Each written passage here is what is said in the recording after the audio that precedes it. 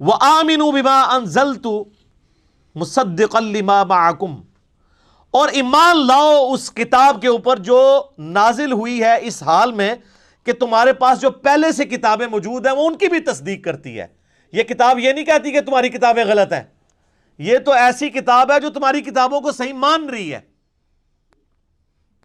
یا تو کہہ رہی ہو کتابیں نہیں ہیں، پھر تمہیں ریلیکٹنٹ ہو جاؤ تم۔ یہ تو کہہ رہی ہے تورات بھی اللہ کی کتاب ہے، انجیل بھی، تو یہ کتاب تو تمہاری کتابوں کی تصدیق کر رہی ہے۔ کس اعتبار سے؟ ایک اس اعتبار سے کہ ان کتابوں کو اللہ کی کتاب مان رہی ہے، اور اس اعتبار سے بھی تصدیق کر رہی ہے کہ ان کتابوں میں موجود تھا کہ ایک آخری پیغمبر آئیں گے، ان پہ کتاب نازل ہوگی۔ تو قرآن پریکٹیکلی اس کتابوں کی تصدیق ہے، کیونکہ ان کتابوں میں جو پیش گوئی تھی وہ پوری کس طرح ہوئی؟ قرآن کے آنے سے۔ تو گویا قرآن نے آ کے ان کتابوں کو سچا ثابت کر دیا کہ اس میں لکھا ہوا ہے کہ آخری پیغمبر آئیں گے، لو آ گئے ہیں۔ اس میں لکھا ہے ان پہ کتاب نازل ہوگی، لوگ نازل ہوگی۔ دو اعتبار سے تصدیق کر رہی ہے، ایک تو یہ ان کتابوں کو صحیح بھی کہہ رہی ہے، اور ان کتابوں کی سٹیٹمنٹ کی پریکٹیکل نشانی بن کے یہ کتاب آ گئی ہے۔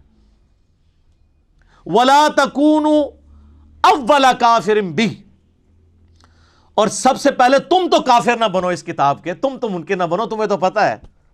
وَلَا تَشْتَرُوا بِآيَاتِي ثَمَنًا قَلِيلًا، اور میری آیات کو چند ٹکوں کے عوض بیچو تو مت۔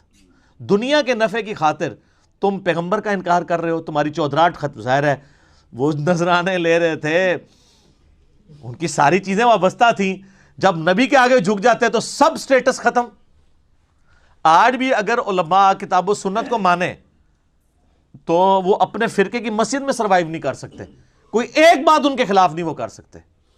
تو پہلے بھی ایسا تھا۔ تو اللہ فرما رہا ہے تم تو پہلے کافر نہ بنو، اور چند ٹکوں کے عوض دین نہ بیچو۔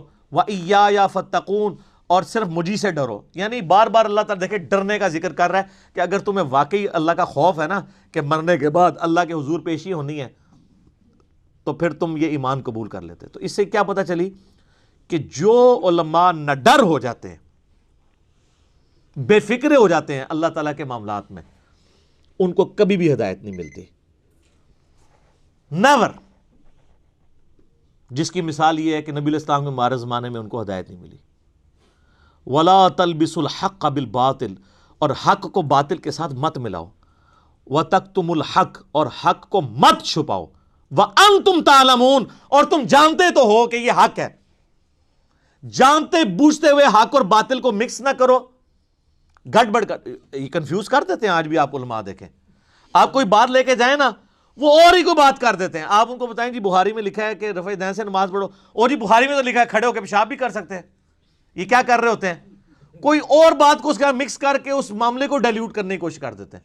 تو سر بالکل مرد کھڑے ہو کے پیشاب کر سکتا ہے، یہ تو اللہ نے بہت بڑی سہولت دی ہے مسلمانوں کو، ہم کا بھی انکاری ہے۔ لیکن چونکہ انہوں نے پٹی پڑھائی ہوئی ہے پبلک کو، جیسے کہا کہ جو وہ بت رکھ کے آتے تھے اس لیے رفع دین ہوتا ہے، اب ہم کہتے ہیں کہاں لکھا ہوا ہے، تو کہتے ہیں ہم نے تو نہیں یہ کہا، یہ لیے ہمارے پہ ویسے الزام لگاتا ہے۔ تو سر یہ پوری کی پوری عوام جو ہے، اس کو کس نے یہ پٹی پڑھائی ہوئی تھی؟ آپ نہیں پڑھائی ہوئی تھی، آج آپ منکر ہی ہو گئے خود ہی۔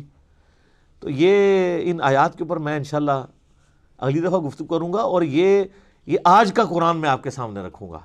یہ قرآن پرانا نہیں ہے، بالکل وہی پکچر آپ کو آج کے علماء میں نظر آئے گی، وہی خرابیاں آج کے علماء میں نظر آئیں گی۔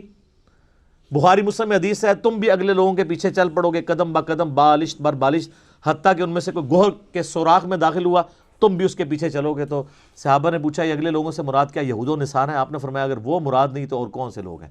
ایک ایک خرابی جو یہود و نصارہ کے علماء میں تھی وہ ہمارے علماء میں موجود ہے، اور اللہ تعالیٰ بار بار ایڈریس ہی علماء کو کرتا ہے کہ اصل میں یہ ہیں لیڈر اور یہ لوگوں کو ورگلاتے ہیں۔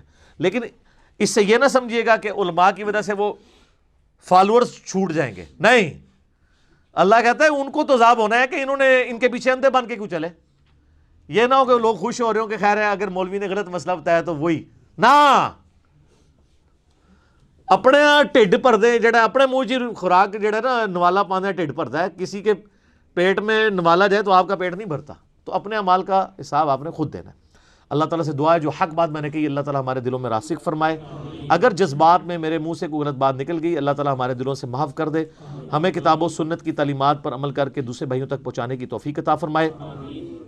اللہم صلی علی محمد وعلی آل محمد كما صليت على إبراهيم وعلى آل إبراهيم إنك حميد مجيد اللهم بارك على محمد وعلى آل محمد كما باركت على إبراهيم وعلى آل إبراهيم إنك حميد مجيد سبحانك اللهم وبحمدك أشهد أن لا إله إلا أنت أستغفرك وأتوب إليك وما علينا إلا البلاغ المبين جزاكم الله خيرا أحسن الجزاء.